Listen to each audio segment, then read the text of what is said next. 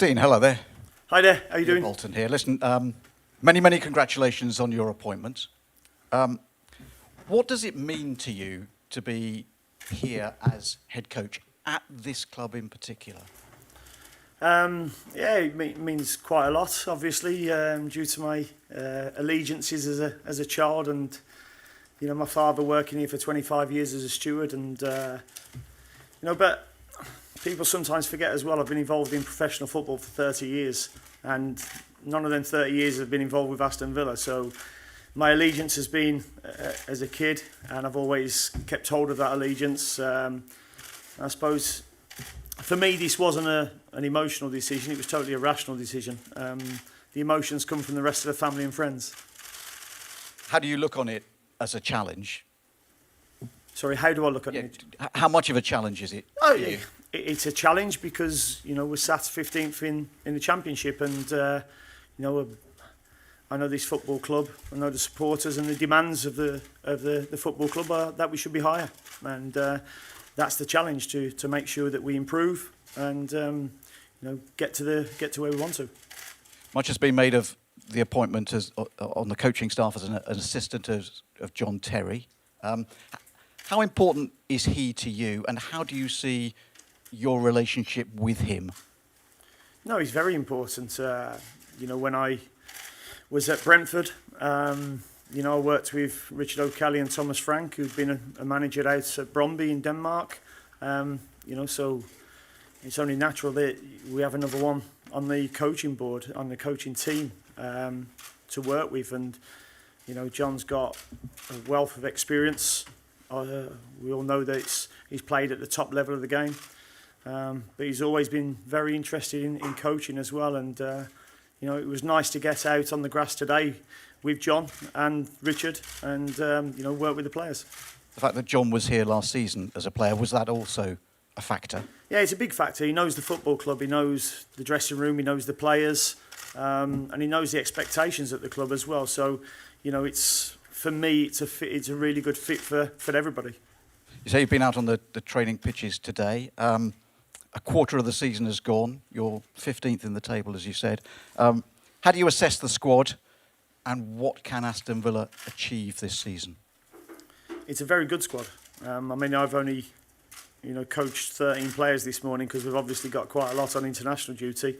They were due to come back later in the week, but it's a very good squad. The quality was very high this morning. They're enthusiastic. They want to learn. They want to get better, and that's why.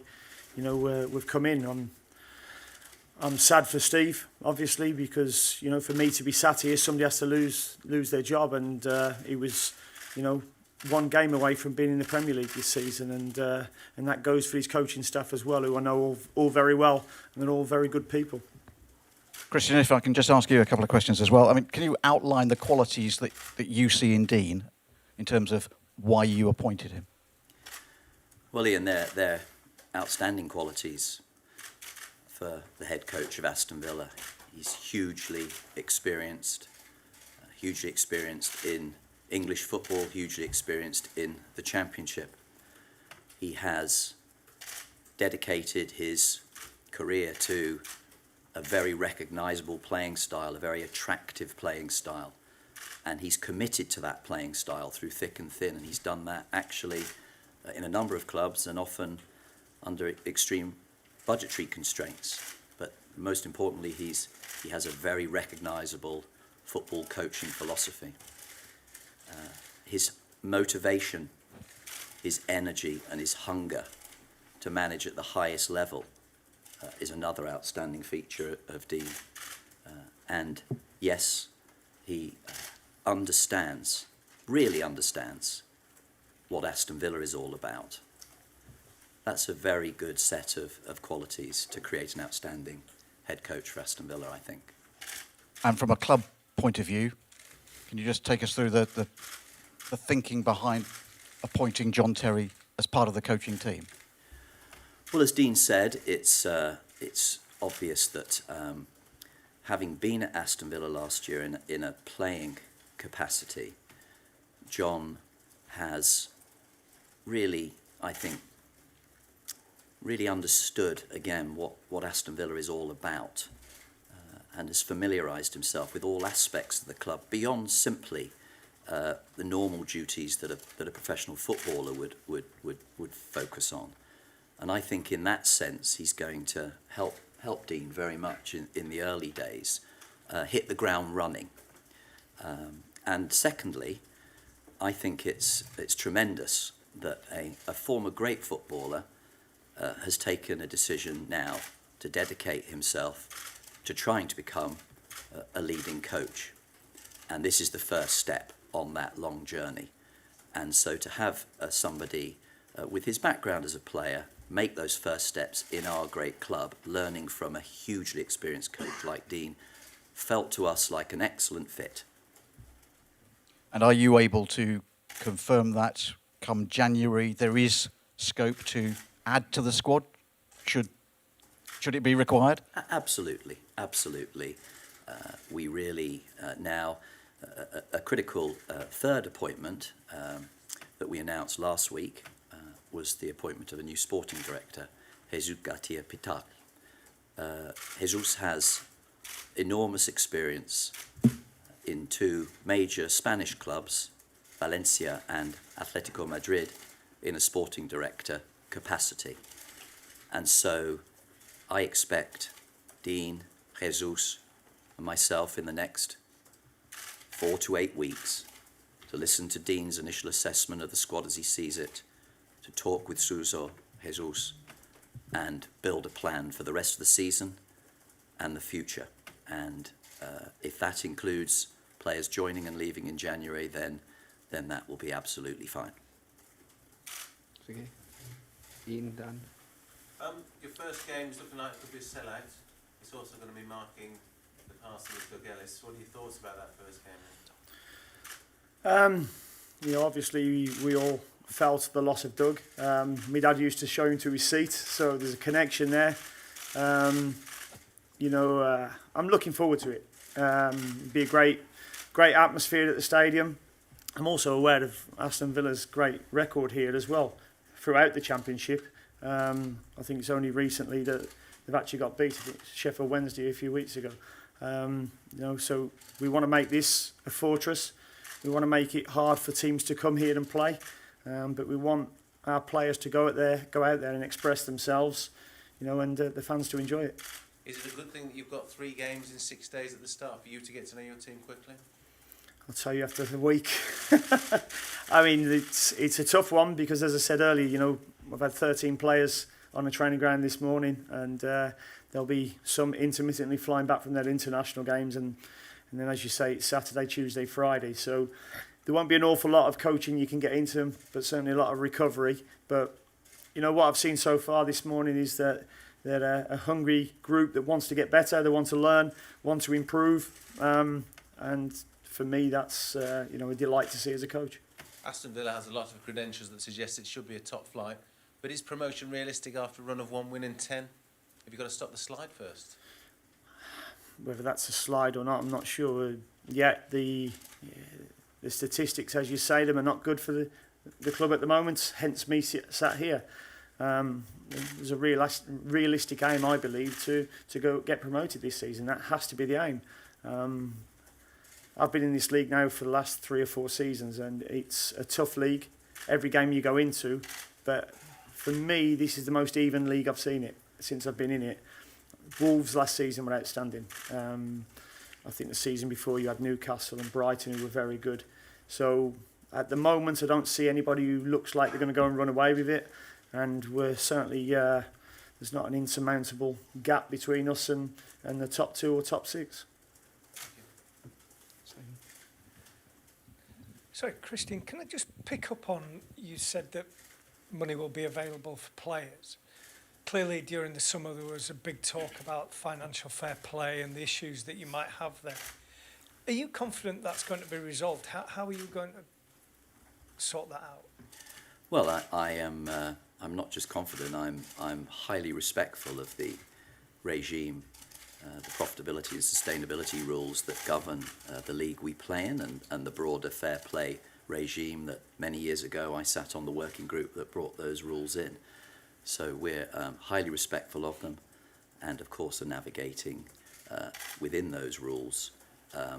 It changes nothing. We are determined to support our new management team in improving this squad where we need to do so, and can easily do so with the financial resources within the rules. So you don't intend to just drive a coach and horses through the rules. You will abide by the rules. Absolutely not. Christian, will you talk to us a little bit more about Jesus' appointment and what he'll bring to that role? Yes, Jesus will adopt the sporting director role in Aston Villa, which is a new structure for us, which means essentially that he will manage the football operations on a day-to-day basis, supporting Dean in everything that Dean needs to create an environment in which professional footballers can flourish. Every aspect, from preparation, conditioning, nutrition, travel arrangements, through to obviously the complexities and excitement of signing players, selling players and extending players' contracts.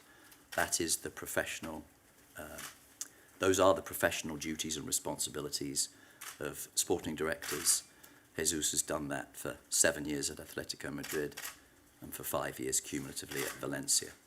And that is a model that the board feel is the right model for a modern football club. And we believe it maximises the probability that the coach can concentrate on the job of producing a winning football team, allowing another professional to handle many of those aspects that, frankly, just in the sheer hours of the day it takes, I think dilute from the ability and availability of a manager to concentrate on coaching. You've been here a good 6 weeks now, of course, so what are your thoughts on what you've inherited and how's life going generally at the club? I'm enjoying it tremendously. It's been a very eventful first 30 days, I can safely say that, but I'm thrilled that today really does represent the start of a new direction in the way we manage our football club from top to bottom, with these key appointments of our head coach and his team, of a new sporting director function. We now have a setup that can build from the top down a truly excellent football club from top to bottom. And excellence does not equate necessarily to being in the Premier League. I don't really buy into the sense of entitlement that comes with phrases like, you know, we should be, we could be. I believe you have to earn those things through hard work and through thoughtful organisation and planning. And the most important part of thoughtful planning is making excellent appointments to the key areas that dictate whether a football club is successful. And that's what we've done today in appointing Dean Smith as our head coach. Everything good flows from that appointment because it's the most important person in this and any other football club. So yes, it's been a very, very hectic 30 days in post, but I think we're moving in the right direction. Thanks to our new majority owners, Nassef Sawiris and Wes Edens, we have a completely clean balance sheet. Our financial problems, the liabilities that the club had incurred, were all cleared with the investors' money, and we now therefore have a very, very strong base, financial base, but equally importantly a management base, responsible, intelligent, long-term owners, empowering me and Dean to do our jobs, and now it's up to us to do them. Dean, as a local lad, what sort of messages have you been getting from kind of friends and family when you got the job? Found it quite hard to reply to them all, to be honest. Matt, can you get me tickets? Yeah, there'll be a few of them, that's for sure. But no, it's been very positive. Obviously, I grew up in Great Bar, so not far down the road from here. So I think a lot of the local people are really pleased it's a local lad who sat in this seat. I try to remind them that I've actually earned this seat through a lot of hard work, a lot of coaching hours, a lot of games. I think just playing and managing is over 1,000 games now, I think. So, I think I've done my apprenticeship and I'm looking forward to it. But being from the local area, obviously, is a big bonus.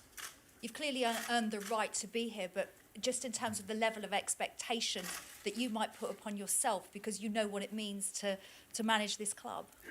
Yeah, I think I handle the expectation and stress quite well. I mean, a lot of my friends have already said that I've been quite steady throughout the whole process, and the friends and family around me have been the ones who have been quite emotional. But as I said earlier, when you've been involved in professional football for so long, I think you come to get used to it a little bit. Yes, this is a step up to a big club that can be very successful, but it's one that I said earlier that it was a rational decision that I believe we can certainly work very hard and start getting on the right paths to success. And earlier, when you were talking about what could happen and what should happen here, you implied that this club should be back in the Premier League straight away. Can you do it this season? Do you expect to? And is that the expectation of the people who've appointed you? Yeah, I think Christian just said it's not could or should. We have to earn the right to go and do that. We've got to go and win football games first and foremost by beating championship teams. We're a championship club, and we have to go and compete first and foremost. And the one thing I always say to players is you have to go out and perform. That's the only thing that they can control their performance. If they go and put performances in, they get results that follow. And, that's what we all want at the football club. We want performances so we can get the results. And yes, I believe that we can go and compete this season. Thank you. Doing Phil from Press Association, was it a no-brainer, or did you have to give it some thought, bearing in mind how it's gone for some of your predecessors? No, I had to give it some thought, but not down to predecessors at all. More to the fact that Brentford have been very, very good. A great football club to work for. We've very good people, and throughout the whole process, they've been class. And I must say that about the football club. So I had to speak to Christian and make sure there was a project in place, something that was going to make me work hard and progress as a coach and to get better, because I think as a coach I'm always learning. I'll make mistakes, and because as a manager you have to make decisions, and by making decisions you're going to make mistakes. But through the experience that I've got now, I make better decisions and more good decisions than I do bad. How important was it to bring Richard along with you, and how will his role differ to that of John? Well, I said before, they're a team, Richard and John. Richard's been with me at Walsall, he's been with me at Brentford. And as I said, at Walsall, we could get by and we needed to just work with two financially. Whereas at Brentford, there was the scope to have one more coach, which I think is needed. And certainly, when we came here, Richard and John's, they would be involved in everything. I made that clear with both of them when team selection, training, coaching, planning. They'll be involved in everything. I have an open door policy, and I'll take advice and I'll take opinions. But then when I make my decision, then it's our decision when we walk out the door. Thanks, mate. I'm right to say you were a fan of the club. So how does it feel to kind of come into this as a bit of a dream job for you? Yeah, I mean, it's a great job.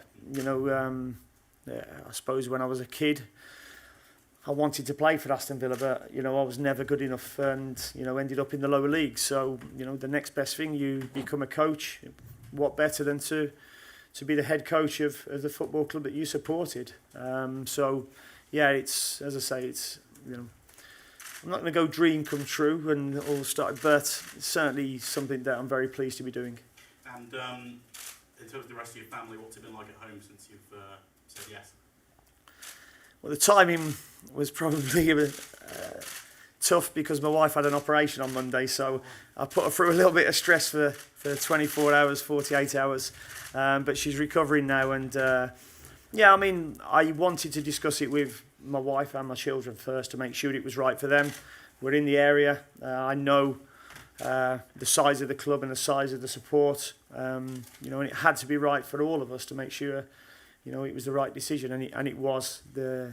Overwhelmingly they wanted, they were happy for me to take this job as the head coach. And just lastly, how was basically coming home to the West Midlands?